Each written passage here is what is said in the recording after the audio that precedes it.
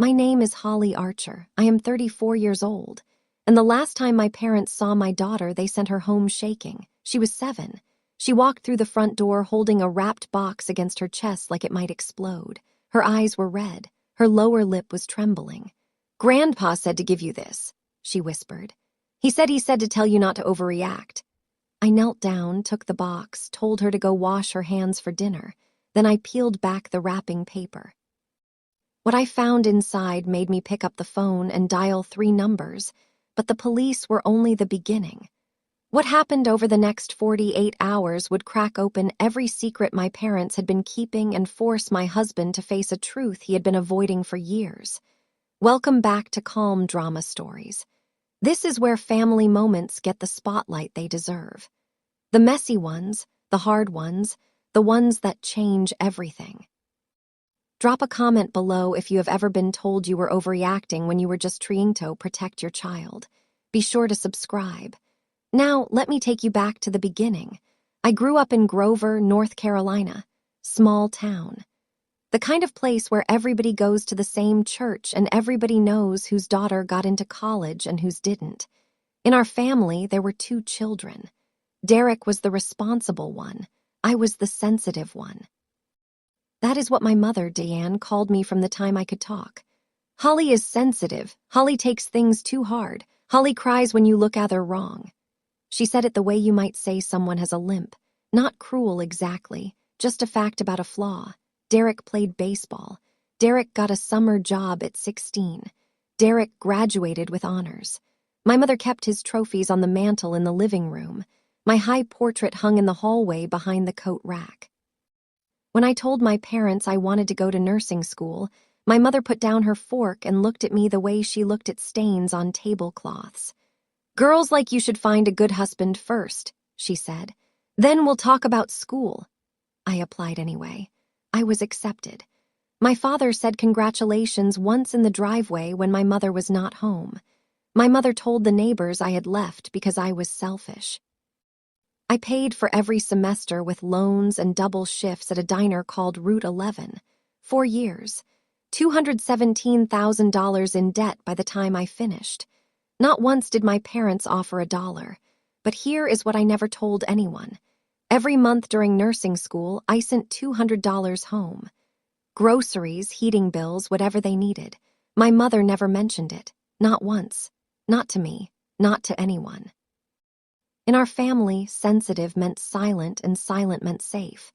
Derek was 3 years older than me, 37 now. He sold medical devices for a regional distributor.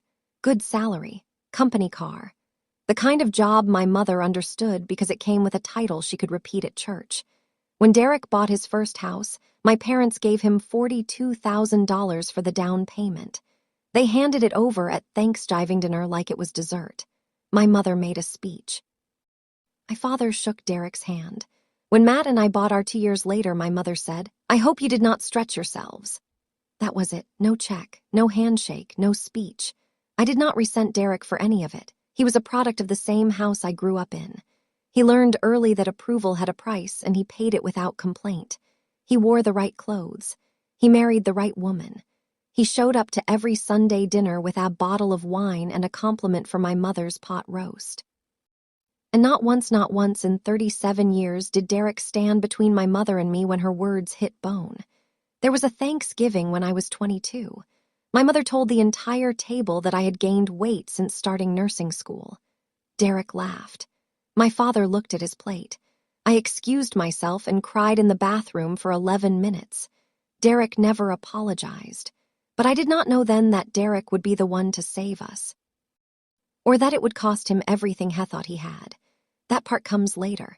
For now, all I knew was that my brother and I lived in the same family, the way 2 people live in the same building, but on different floors. Same address. Different weather. I met Matt at a hardware store on Route 9. He was buying lumber for a deck he was building.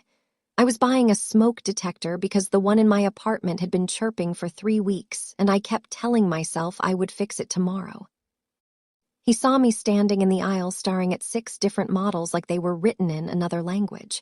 He said, "The one with the 10-year battery, trust me."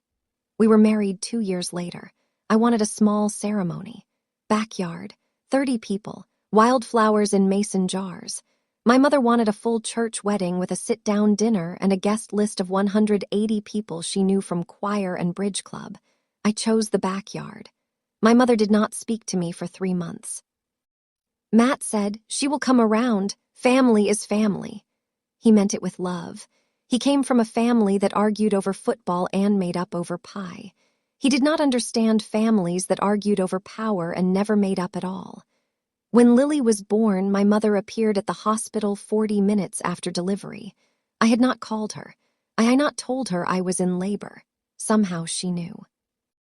She walked into the room while I was still in the bed, picked Lily up out of the bassinet before anyone could stop her, and held her against her chest.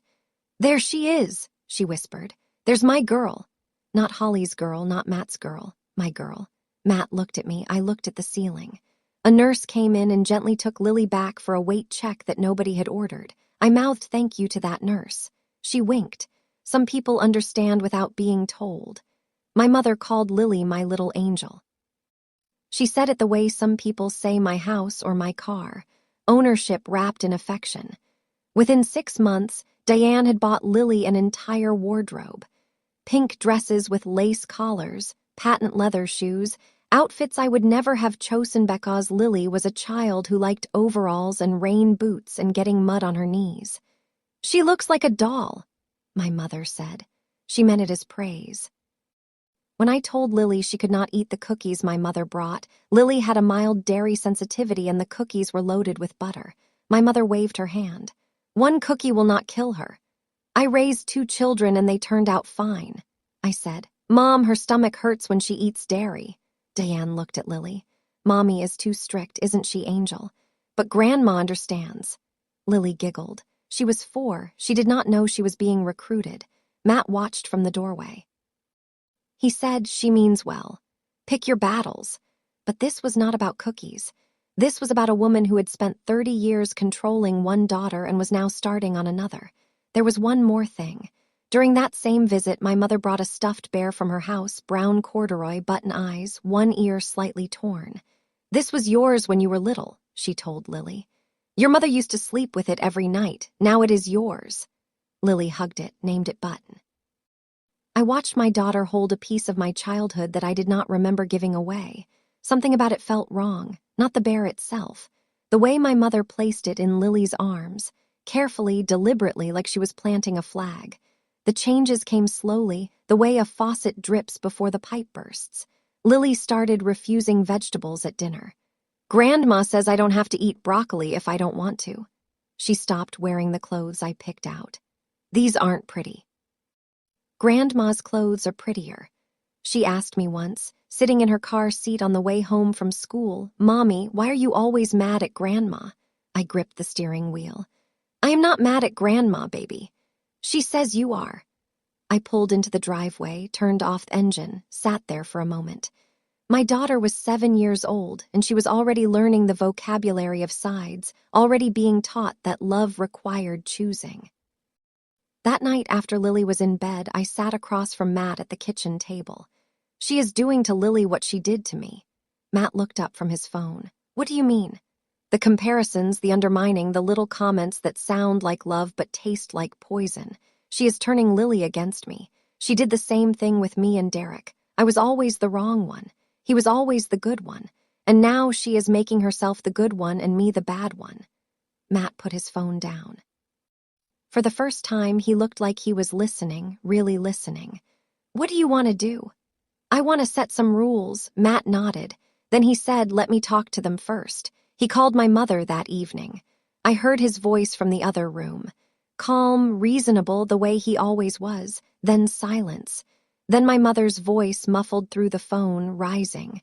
20 minutes later. My father called back. "You are tearing this family apart." I sent my mother a text message on a Tuesday morning. I wrote it 3 times before I hit send.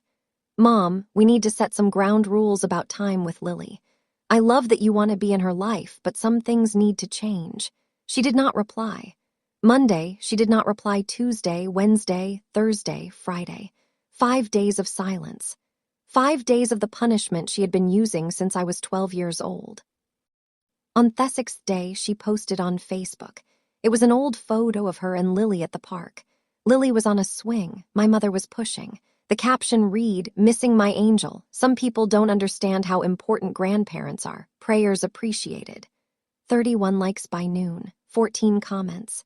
"Stay strong, Diane. Your grandchild is lucky to have you. Some children don't know what they have until it's gone." I read every comment. My face burned. That same afternoon, Pastor Jim Holliscold. He was the senior pastor at Grace Community Church, where my parents had attended for 23 years, where I had been baptized. "Holly, your mother is heartbroken. I've known your family a long time. The Bible says, 'Honor thy father and mother.'" I said, "Pastor Jim, I asked my mother to respect my parenting decisions." She responded with 5 days of silence and a public Facebook post. He paused. "But she is still your mother, Holly." "Yes," I said, "she is." I hung up and called my father, asked why my mother had not replied. Richard's answer came the way all his answers came, as a deflection dressed up as advice. "You know how your mother is, don't push her. Tell your mother not to overreact. She is telling you the same, just let it go, Holly, let it go." The family motto. The box arrived on a Saturday. Lily had spent Friday night at my parents' house. Matt had agreed to it. I had not wanted her to go, but Matt said, "It is one night. Your mom has been quiet. Maybe she is trying." My father brought Lily home at 10:00 in the morning. He did not come to the door. He parked in the driveway, walked Lily to the front step, handed her the box, and said something I could not hear from inside the house. Lily told me later what he said. "Tell your mother not to overreact." Then he walked back to his truck and drove away without looking back. Lily stood in the doorway holding a box wrapped in yellow paper with little daisies on it. The wrapping was cheerful, deliberate. My mother always wrapped gifts like she was entering a contest, but Lily was not smiling. Her eyes were red. Her lower lip trembled. She was holding the box against her ribs like it was the only thing keeping her upright. "Grandpa said to give you this," she whispered. I took the box, told her to wash her hands, sat her at the kitchen table with a glass of water and a peanut butter sandwich, turned on the television in the living room so she could hear cartoons while I opened it alone. I sat on the edge of my bed and peeled back the daisy paper. Inside, stacked neatly, were photographs. Every family photo my mother had kept of me from childhood. Birthday parties, school plays, the one from my nursing school graduation where I was standing alone because nobody came. But in every photograph, my face had been cut out, carefully, with scissors, not torn, cut, clean lines around my jaw, my forehead, my hair, every image, precise removal. Beneath the photos, a letter in my mother's handwriting. "You chose to abandon this family. We are simply making it official." And beneath the letter, resting at the bottom of the box, buttoned, the stuffed bear. I picked it up. It was heavier than I remembered. I turned the bear over in my hands, ran my thumb along the belly seam. The original stitching was tight and even factory work from 20-some years ago. But near the bottom, the thread was different. Thicker, looser. Someone had opened the bear and sewn it back shut. I got a pair of scissors from the kitchen drawer, cut the new stitches, reached inside through the stuffing. My fingers closed around something flat, smooth, and hard, about the size of a domino. I pulled it out. A small white square with rounded edges, a tile tracker. I knew what it was because 2 nurses on my floor used them to find their car keys. This one was active. The tiny light on its face blinked once every 3 seconds. For a moment, I sat perfectly still. Then I did what I do at work when a patient's vitals go wrong. I stopped feeling and started acting. I placed the tracker inside a Ziploc bag from the kitchen, sealed it, set it on the counter. I picked up my phone and dialed 911. I would like to report a tracking device placed on my child's belongings without my knowledge or consent. The dispatcher asked me to stay on the line. I did. Then I called Rachel Torres, my best friend since our sophomore year of college, now a paralegal at a family law firm in Charlotte, the kind of person who answers her phone on the first ring when your voice sounds like mine did. "I need you here," I said. "Now. On my way." I hung up and looked at the kitchen doorway. Lily was watching cartoons, eating her sandwich. She did not know that the bear she had slept with at Grandma's house had been tracking every mile of her life. My phone buzzed. A text from my mother sent 20 minutes earlier. "Did Lily get home safe?" The question used to sound like love. Now it sounded like surveillance. Rachel arrived 8 minutes before the police. She walked through the door, looked at my face, looked at the counter where the Ziploc bag sat next to the pile of cut photographs, and said nothing for a full 5 seconds. Then she said, "Where is your phone?" "Right here. Start screenshotting every text your mother has sent you in the last 6 months. I will photograph the physical evidence." That was Rachel. No panic, no sympathy speech, just the next step. She photographed the box, the wrapping paper, the photos with the faces cut out, the letter, the bear with its belly slit open, and the tracker in the bag. She arranged them on the table and shot each item from 3 angles, then took a wide shot of everything together. Officer Martinez arrived at 11:14. He was calm, professional. He looked at the tracker and wrote something in his notebook. "Ma'am, placing a tracking device on another person's property without their consent is a criminal offense in this state. Were you aware of the device before today?" "No." "And this was inside a stuffed animal belonging to your daughter?" "Yes. My parents returned it inside a wrapped box this morning." He nodded, wrote more, asked for my parents' names and address. Rachel, standing behind me, asked, "Officer, can you walk us through the process for filing a protective order?" He looked at her. "Are you an attorney?" "Paralegal." "Family law," he explained, "temporary order filed at the courthouse. Judge reviews ex parte. If evidence supports it, the order is usually granted the same day. If you are watching this and you have ever found something in your child's belongings that made your stomach drop, I want you to know you are not paranoid. You are paying attention. Drop a comment below. Tell me your story. And if you have not already, hit that subscribe button. I will be right here." The front door opened again, but it was not Matt. It was Derek. He stood on the front step wearing a wrinkled button-down and jeans. His eyes were raw. He held a manila folder in his right hand, pressed flat against his thigh like he was trying to hide it and present it at the same time. "I need to talk to you," he said, "before Mom finds out I am here." I looked at him, my brother, the golden child, the one who laughed at Thanksgiving when my mother told everyone I had gained weight, the one who had never once stepped between us. "Come in," I said. He stepped inside, saw Rachel, saw the table covered in photographs and the Ziploc bag with the tracker. His face went white. "She actually did it," he said quietly. Officer Martinez looked up from his notebook. "And you are?" "Derek Archer. Her brother." I led Derek into the living room. He sat on the edge of the couch. I stood. Rachel leaned against the door frame with her arms crossed. 10 minutes later, the front door opened again. Matt. He had seen the patrol car in the driveway. He came in fast, keys still in his hand, contractor's boots tracking mud. He stopped in the doorway of the living room. He saw me. He saw Derek sitting on our couch. He saw Officer Martinez at the table. He saw Rachel by the door, his face drained of color. "What is he doing here?" His voice was flat but loaded. 3 years of silence with my brother. 3 years since Thanksgiving when Derek had stood in our mother's kitchen and said, "Holly always makes everything about herself." Derek stood. "Matt." "No." Matt held up a hand. "You don't get to show up here today like, he came to tell us something," I said, "and you need to hear it." Matt looked at me, then at Derek. Then at the folder in my brother's hand. "Sit down," I said, "both of you." Derek opened the manila folder on the coffee table. His hands were steady, but his jaw was tight. "Mom has been talking to a lawyer," he said. "She wants to file for grandparent visitation rights, maybe more." He spread the contents across the table. Printouts of emails between my mother and a family attorney named Garrett Loomis, a draft petition. Handwritten notes in my mother's small, cramped script. I picked up the notes. My mother had written a list titled Evidence. Underneath, Holly leaves Lily with babysitter regularly. Neglect. Holly restricts Lily's diet, controlling. Holly isolates Lily from extended family. Holly shows signs of emotional instability, all of it fabricated. Every line a lie dressed up in legal language. Matt leaned forward. "She wrote this," Derek nodded. She asked me to testify. She asked me to tell the judge that Holly hit Lily. The room went silent. Matt's voice came out low and hard. She asked you to lie under oath. Yes.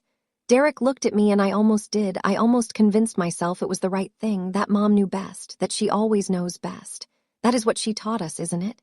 Rachel picked up one of the email printouts. She scanned it, flipped the page, scanned another. These emails are admissible, she said. Your mother put her plan in writing. This folder changes everything. Derek looked at the Ziploc bag on the counter, the tracker. Then at the table, the bear with the split belly, stuffing visible. She put a tracker in that. He stared at it. That is the bear from our house. Mom kept it on the shelf in the hallway for years. She called it Holly's bear, my childhood, my daughter. My mother collected things that belonged to me and turned them into tools. Not anymore, I said. I need to go back a year, to the Thanksgiving that broke us. My parents' house. 12 people around the dining table. Turkey, stuffing, green bean casserole. Richard at the head, Diane at the foot. Everyone between them arranged like props in a play she had been directing for 40 years. Lily was tired. It was 7:30.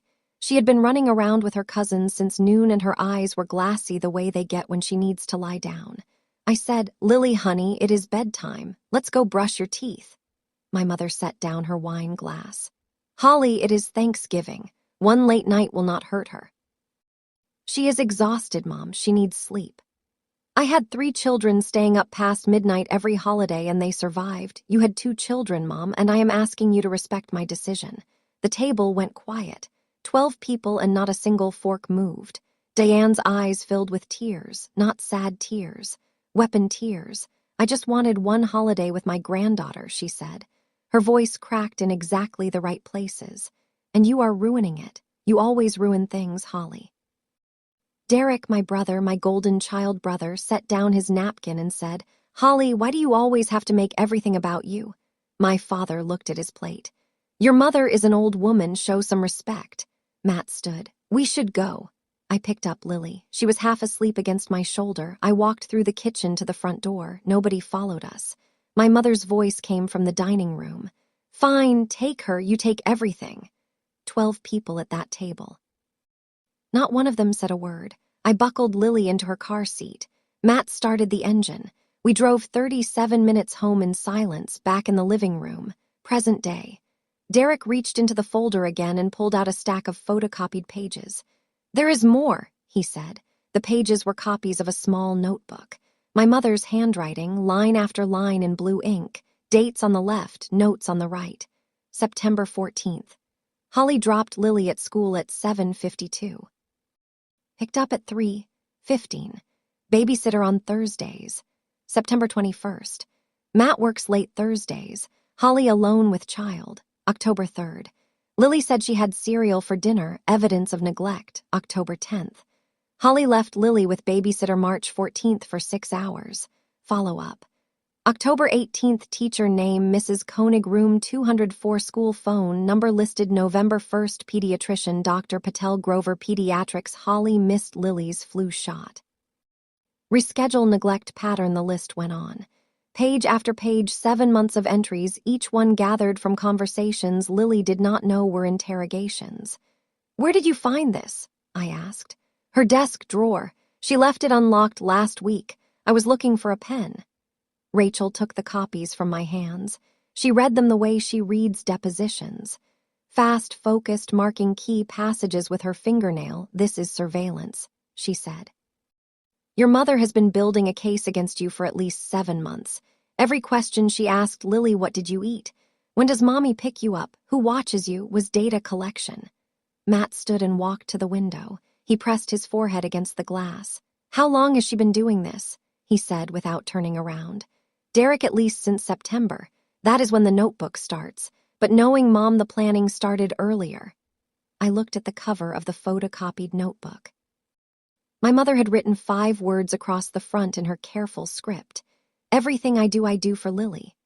The sentence sat there calm, righteous, complete, the kind of sentence a person writes when they believe they are the hero of someone else's story. I set the pages down. My hands were steady. I had stopped shaking sometime between the tracker and this moment. I do not know exactly when. I looked at my brother, the golden child, the one who always showed up on time with the right wine and the right answer. "Why are you telling us this now?" I asked. Derek sat back. He rubbed his palms on his jeans. Then he said, "Because Amanda is pregnant 8 weeks." Nobody spoke. "I looked at the ultrasound," he said. "This tiny thing on the screen, and I thought, what happens when mom does this to my kid? When does it start? Does she already have a notebook with Amanda's name on it?" He paused. "I told her I would not testify. She said if I don't support her, I'm dead to her too." Matt looked up from the window. "She said that? Same words she used on Holly 12 years ago." Derek turned to me. "You remember." I remembered. I was 22. I had just accepted my first nursing position in Charlotte instead of coming home to Grover. My mother called me from the kitchen phone and said, "If you do this, you are dead to me." I thought she was being dramatic. She did not speak to me for 14 months. "Welcome to the club," I said. Derek almost smiled. Almost. Then his face folded again. Rachel looked at Derek with the detached focus of someone who has seen 100 family courtrooms. "Derek, your testimony as a witness will be crucial. You can confirm the notebook, the custody plan, and the request to fabricate evidence. Are you willing to do this formally?" Derek nodded. "Yes." "One more thing," Derek said. "Mom's own mother, Grandma Ruth, did the same thing to her. Cut her off when she married Dad against her wishes. Mom never talked about it. But Dad told me once when he had been drinking, Mom never recovered from that rejection." The room absorbed that. My mother, the architect of isolation, had once been its victim. It explained everything. It excused nothing. Rachel spread her palms flat on the coffee table, the way she does when she shifts from friend mode to work mode. "Here is where we are," she said. "You have enough for a temporary protective order. The GPS tracker is a stalking violation." The notebook shows a pattern of surveillance. The emails and draft petitions show intent to file a fraudulent claim. Derek's testimony confirms the fabrication request. The cut photographs and letter demonstrate escalation and psychological intimidation. She counted the evidence on her fingers. 6 items. 6 reasons a judge would listen. I walked to the hallway and looked into the living room. Lily was curled on the sofa, asleep. Her shoes were still on. Her sandwich was half eaten on the armrest. Matt came up behind me. "Are you sure?" he said quietly. "If you do this, there is no going back with your parents." I looked at our daughter, 7 years old, asleep on our couch because she was exhausted from a night at her grandmother's house where she had been loaded with a box, a message, and a tracking device she did not know she was carrying. "They went past going back," I said, "when they put a tracking device on our daughter." I turned to Rachel. "What do I need to do?" She walked me through it. "File at the courthouse Monday morning. Temporary order reviewed by a judge ex parte, meaning my parents would not be present for the initial hearing. If the evidence supports it, the order is usually granted the same day. Full hearing in 10 to 14 days. Officer Martinez, who had been writing notes this entire time, said, "I will have the report ready for you by Monday morning." I signed the witness statement. Matt signed as a corroborating witness. Derek signed his written account. I signed my name the way I signed discharge papers at the hospital, steady, because when the patient is your own child, you do not get to shake. Sunday morning, my phone woke me at 6:47.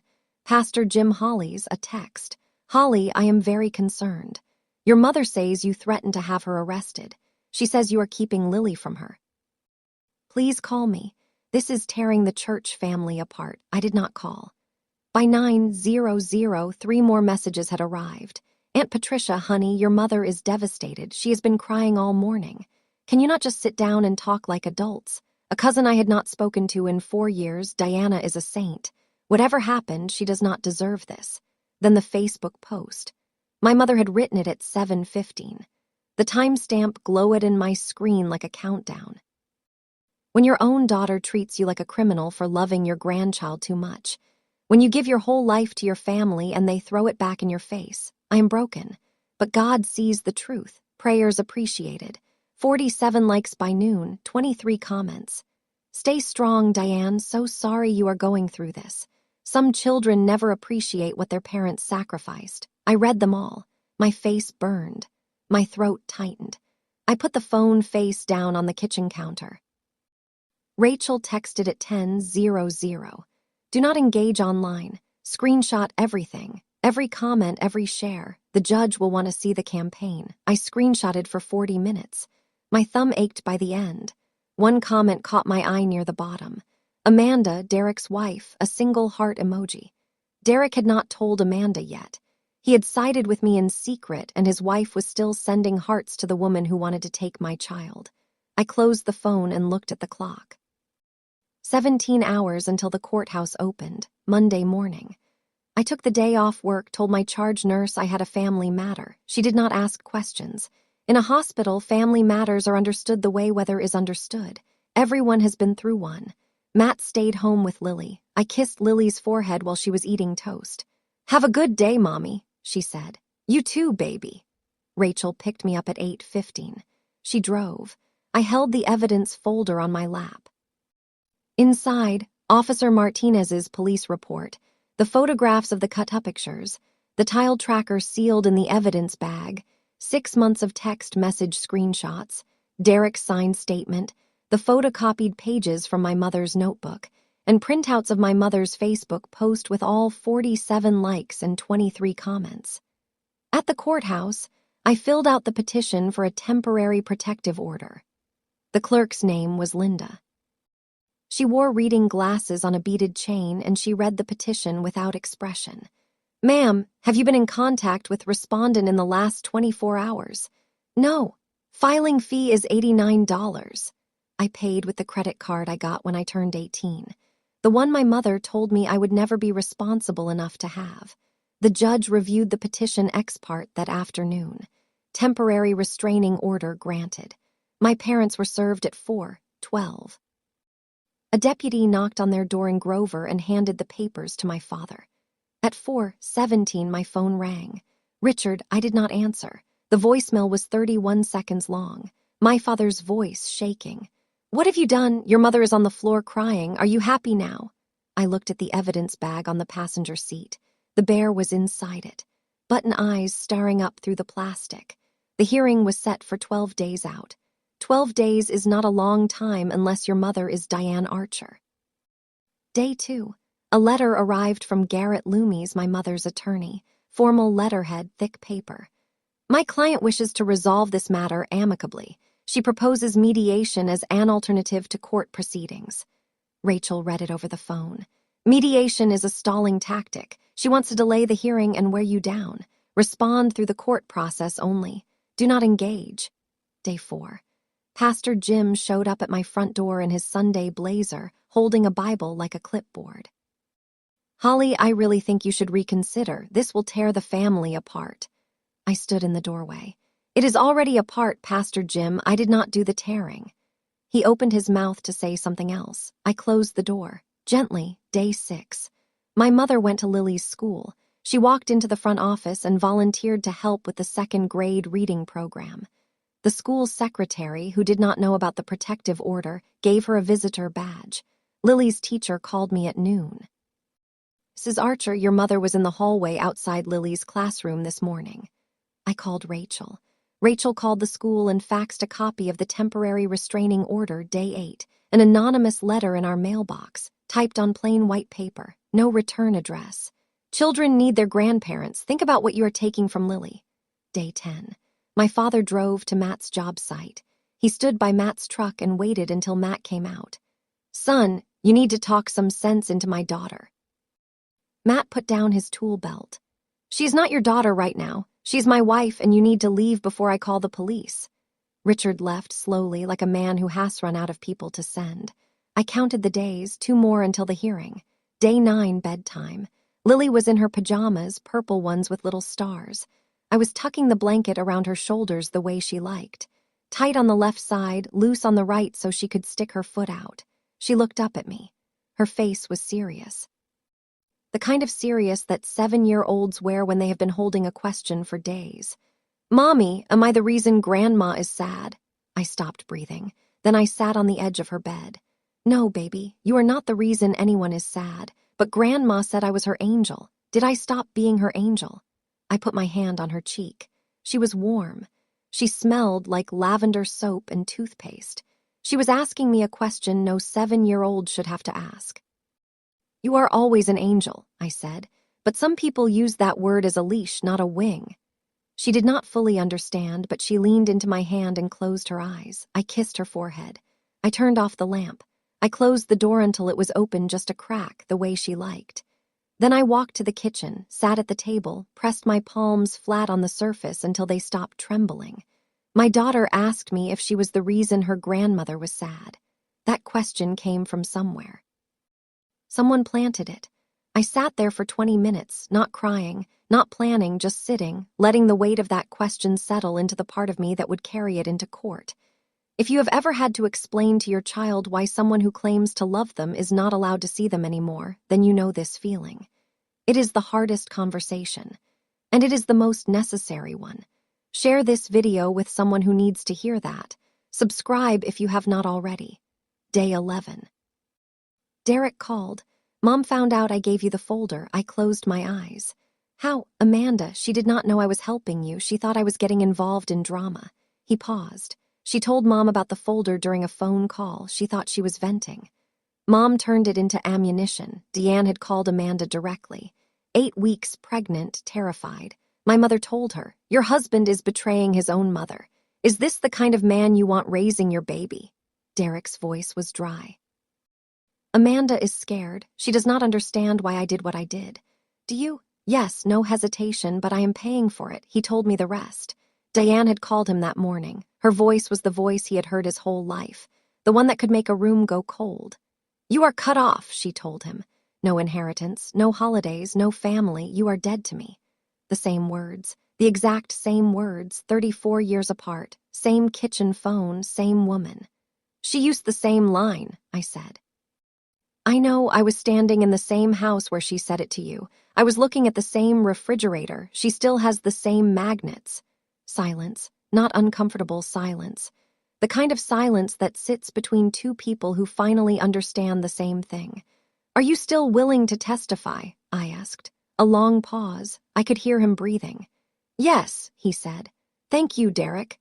He said nothing for a moment, then, "You are welcome, Holly." It was the first honest exchange my brother and I had shared in 20 years. It arrived the way most honest things arrive in our family, late, damaged, and only after everything else had failed. The night before the hearing, Rachel sat at my kitchen table with a yellow legal pad and a pen she kept clicking. "The judge will ask you why you waited," she said. "Why you did not set boundaries sooner. Why you let it go on for years." I looked at the pad. She had written the question in capital letters, underlined twice. "Because I was taught that boundaries meant I was the problem," I said. Rachel set the pen down. "That is your answer. Say it exactly like that." She reviewed the evidence one more time. She laid each item on the table in the order I would present it. Tracker in the evidence bag, cut-up photographs, Diane's letter, notebook photocopies, Derek's signed statement, text message screenshots, Facebook post printouts, the voicemail transcript from Richard, the school incident report. 9 pieces of evidence, each one a moment when my mother crossed a line and assumed I would not draw one back. Rachel said, "Diane will cry. Her attorney will paint her as a devoted grandmother who is being punished for loving too much. The judge will listen." Judges always listen to crying grandmothers. She leaned forward. "But evidence does not cry. Evidence sits on a table and tells the truth whether anyone wants to hear it or not." I went upstairs, laid out my outfit for the morning, navy blouse, gray slacks, low heels, professional, quiet. The uniform I wore when I had to deliver hard news to parents at the hospital. Matt was in the bedroom. "I am coming with you," he said. "I know." I put the evidence bag with the bear by the front door so I would not forget it in the morning. Button's face pressed against the plastic. 2 button eyes looking up, waiting. I set my alarm for 5:00. I did not need it. I did not sleep. I woke at 5:12. The alarm had not gone off yet. I turned it off and lay in the dark for 3 minutes. Then I got up, made coffee, stood in the kitchen watching the steam curl above the mug. Outside, the sky was the color of a bruise turning yellow. The kind of morning that does not promise anything. I drove Lily to school. She was quiet in the backseat, drawing circles on the window with her finger. Have a good day, Mommy. You too, baby. I watched her walk into the building, purple backpack, ponytail bouncing. She waved once from the door. Matt drove us to the courthouse. Rachel met us in the parking lot. She was wearing her serious shoes, black flats she kept in her desk drawer for court days. Derek is already inside, she said. He looks like he has not slept. We walked in. The hallway smelled like floor wax and vending machine coffee. A bailiff directed us to courtroom 3. I saw them before they saw me. Diane and Richard were sitting on a bench outside the courtroom. My mother was wearing a church dress, floral print, modest neckline, pearl earrings, full makeup. Her hair was set. She looked like a woman going to Sunday service, not a stalking hearing. Richard sat beside her in a gray suit, the same gray suit he wore to my nursing school graduation, the one event he had attended without Diane telling him not to. My mother looked up. She saw me. Her face cycled through 3 expressions in 2 seconds. Surprise, hurt, anger, and settled on something I had never seen before. Something between defiance and desperation. I walked past her. I did not speak. I did not look back. She wore her pearls to court. I wore my evidence. Judge Catherine Walsh presided. Small family courtroom. No jury. No gallery. Just 2 tables, a bench, a clerk, and a bailiff who looked like he had seen every version of this story. Diane's attorney, Garrett Loomis, stood first. He was tall, silver-haired, the kind of lawyer who owns cufflinks. Your Honor, my client is a devoted grandmother who simply wants to maintain a loving relationship with her grandchild. The petitioner is overreacting to normal family disagreements. Overreacting. The word landed in the courtroom the way it had landed on me my entire life. Heavy, dismissive, designed to make me smaller. I stood. Rachel had helped me prepare. I was representing myself. I could not afford an attorney, and Rachel, as a paralegal, could not represent me in court. But she had rehearsed every line with me. She had taught me how to present evidence. She had told me to speak the way I speak to worried parents at the hospital. Clear, calm, factual. Your Honor, my name is Holly Archer. I am a pediatric nurse practitioner. I am here because my parents placed a GPS tracking device inside a stuffed animal belonging to my 7-year-old daughter without my knowledge or consent. I paused. Let the sentence land. I am here because my mother has been systematically surveilling my family's movements and daily routines for at least 7 months. I am here because my mother asked my brother to fabricate testimony accusing me of physically abusing my child. And I am here because my daughter came home shaking, holding a box of photographs in which my face had been cut out of every image. Judge Walsh looked at the evidence folder on my table. Proceed. I opened the folder. 9 items. I had placed them in order the night before. My father's exact words were, "Tell your mother not to overreact." Today, I was done overreacting. Today, I was documenting. I placed the first item on the clerk's table, the Ziploc bag with a tile tracker inside. Item 1, I said. A GPS tracking device found sewn inside a stuffed bear that was returned to my 7-year-old daughter inside a gift-wrapped box. The device was active at the time of discovery.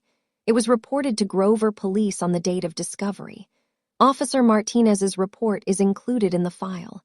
Item 2. The cut-up photographs. I fanned them across the table. 12 images, everyone missing my face.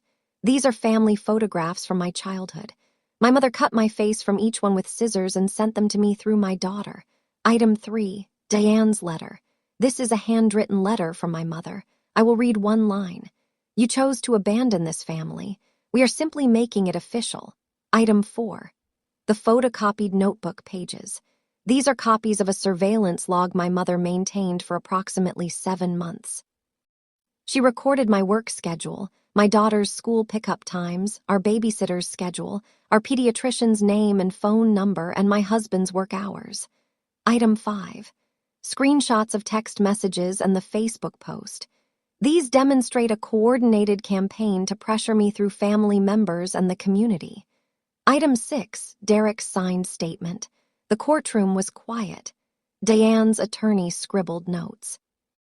My mother sat perfectly still, her hands folded in her lap the way she folded them in church. Judge Walsh examined the tracker through the bag. She held it up to the light. Then she set it down.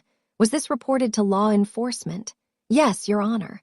Officer Martinez filed report number 204,613. The judge made a note.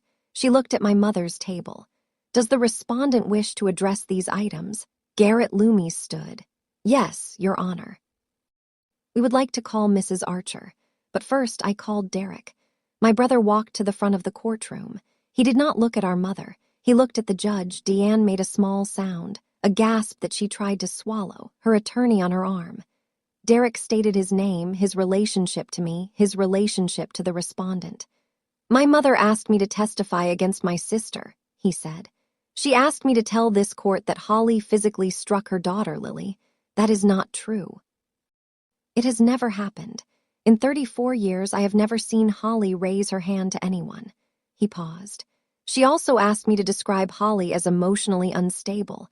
Holly is the most stable person in our family. She always has been. Derek presented the email copies from Diane's attorney, the draft custody petition, the pages from the notebook. I brought these documents to Holly because I believe my mother intends to take Lily away from her, not out of love, out of control. Judge Walsh looked at Derek. Mr. Archer, why did you decide to come forward? Derek's jaw tightened. Because my wife is pregnant, and I realized that if I helped my mother Dothies to Holly's child, I would be no different from her. I would be teaching my own kid that silence is the same as loyalty. It is not. Deanne stared at Derek. Her pearls caught the fluorescent light. Her face was the face of a woman watching her last ally walk away. Garrett Loomis called my mother to the stand. Deanne stood slowly. She smoothed her dress. She touched her pearls the way she always touched them. A habit, a ritual, a reminder to herself of who she was supposed to be. Mrs. Archer, Loomis said, can you explain the tracking device? My mother's voice was steady, practiced. I was worried about Lily's safety. Holly works long hours at the hospital. She leaves Lily with babysitters. I needed to know my granddaughter was safe. I sat at my table, hands in my lap. I said nothing. Judge Walsh leaned forward. Did you have the child's mother's consent to track the child's location? My mother looked directly at the judge. A grandmother should not need consent to protect her own grandchild. Judge Walsh's eyebrows rose a fraction. She wrote something down. Loomis tried to redirect. Mrs. Archer, can you describe your relationship with your granddaughter? But my mother was already past the script. The courtroom was too small. The evidence was too close. The son who was supposed to be her witness was sitting on the wrong side of the room. I raised Holly, she said. Her voice tightened. I know her better than anyone in this room. She is too sensitive to be a good mother. She always has been. She cries at everything. She takes everything personally. She misses Archer, Judge Walsh said, but Diane was past hearing. Her voice rose. Her hands gripped the edges of the witness box. Everything I did for Lily. Everything. The words echoed. The same words written on the cover of her notebook. But in a courtroom with a judge watching, they sounded different. They sounded like what they were. She pointed at me. She took my grandchild. She is the one who should be on trial. Mrs. Archer, lower your voice. I will not lower my voice. I am that child's grandmother. I sat still. Hands in my lap, breathing evenly. The way I breathe when a patient flatlines. And the room is screaming and someone has to stay calm enough to push the right button. Judge Walsh turned to my father. Mr. Archer, you delivered the box to your granddaughter. You told the child to tell her mother not to overreact. Is that correct? Richard stood. He was smaller in the courtroom than he was anywhere else. Smaller than he was at the head of the Thanksgiving table, smaller than he was in his own driveway. Yes, Your Honor. Did you know there was a tracking device inside the bear? He looked at Diane. She stared back at him with the force of 40 years of marriage and control. Then he looked at me, then at the floor. She told me it was just old things, he said. Keepsakes. Things from Holly's childhood. Richard, don't my mother started. I did not know about the tracker. His voice cracked. The first crack I had heard in 34 years, but I should have opened the box. I should have opened a lot of things.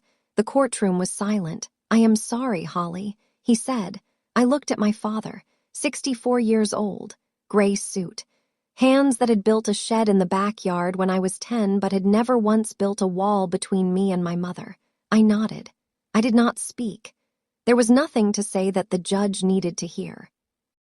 Diane stared at Richard, her enforcer, her messenger, the man who had done every hard delivery so she could keep her hands clean. He had broken rank in front of a judge, in front of their children, in front of the woman who had held the pen for 40 years while he held the page. She was alone now, and she knew it. Judge Walsh reviewed her notes for 90 seconds. The courtroom was so quiet I could hear the fluorescent light buzzing above us. "I have reviewed the evidence presented," she said. The placement of a tracking device on a child's personal belongings without parental consent constitutes a violation of this state's stalking statutes. She looked at my mother.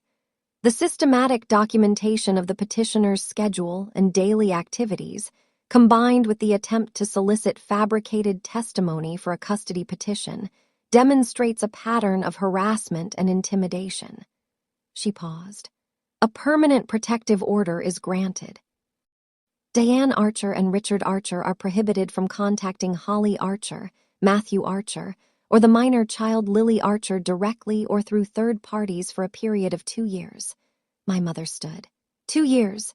She cannot keep Lily from me for 2 years. Gareth Loomis put a hand on her arm. She shook it off. "Mrs. Archer, you are also ordered to undergo a psychological evaluation before any future petition for contact can be considered." A psychological? My mother's voice broke. Not weapon tears this time, real ones. The kind that come when the thing you are trying to hold falls out of your hands in front of everyone. Her attorney pulled her back into her seat. I exhaled. The first full breath I had taken in months. It came out shaky and uneven, and I did not care. Rachel squeezed my hand under the table. Matt was crying, silently, his shoulders shaking once, then still. The gavel came down once. It sounded nothing like an ending. It sounded like a door. Locking from the right side for the first time. Outside, April sunlight. The parking lot smelled like warm asphalt and cut grass from the lawn across the street. Holly, Matt, Rachel, Derek, standing on the courthouse steps like survivors of something nobody else could see. Derek put his hands in his pockets. "I will be okay. Amanda is we will figure it out. You are going to be a good dad, Derek." He looked at me. I had a bad example. But I also had a sister who showed me what standing up looks like. He turned and walked to his car. He did not look back at the building. Rachel touched my shoulder. "You did good, Holly." Matt put his arm around me. His hand was warm. "Let us go pick up Lily." I looked back at the courthouse doors. They were glass. I could see the hallway inside. My mother and father were still in there, sitting on the bench, not moving, not speaking. The evidence bag was in my hand, the bear inside it. Button's eyes caught the afternoon sunlight through the plastic. I would throw it away eventually, but not yet. Not until Lily was ready to let it go on her own terms. Some things you have to carry until you are strong enough to set them down. 3 weeks later, our house was quiet in a way it had not been quiet in years. Not tense quiet, not waiting quiet, just quiet. Lily asked about Grandma less and less. One evening, sitting on the kitchen floor drawing with crayons, she looked up at me and said, "Mommy, I am glad you are not the sensitive one anymore." I knelt down beside her. "I never was, baby." She went back to drawing. Purple flowers, a yellow sun, a house with a red door. I watched her for a long time. Pastor Jim stopped calling after Rachel sent him a copy of the court ruling. He replied with one sentence, "I will keep your family in my prayers." I did not reply. Aunt Patricia sent one text. "I did not know about the tracker. I am sorry." I replied, "Thank you." Nothing more. She did not write back.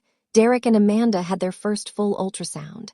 Derek texted me a photo, a blurry gray oval with a white curve that might have been a spine. I sat in my car in the hospital parking lot and cried for 4 minutes.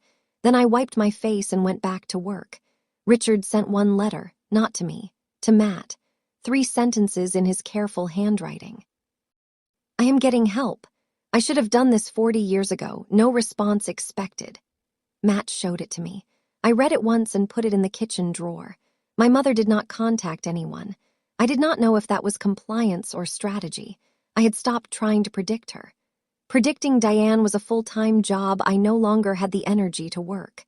I changed the locks, installed a camera doorbell, bought Lily a new stuffed bear from at a store downtown. Soft gray fur, floppy ears, no history. She named it Cloud. They told me I was overreacting. For 34 years, that was the word they used to keep me small. Overreacting when I cried as a child. Overreacting when I set a bedtime. Overreacting when I found a tracking device sewn into my daughter's stuffed bear. But here is what I learned. The people who call you dramatic are usually the ones putting on the show. And the people who tell you not to overreact are the ones who are counting in your silence. That is my story. A wrapped box, a shaking child, and one word, overreact, that lost its power the day I stopped believing it. If this story reminded you of someone you love, share it with them. Subscribe, leave a comment, and I will see you in the next one.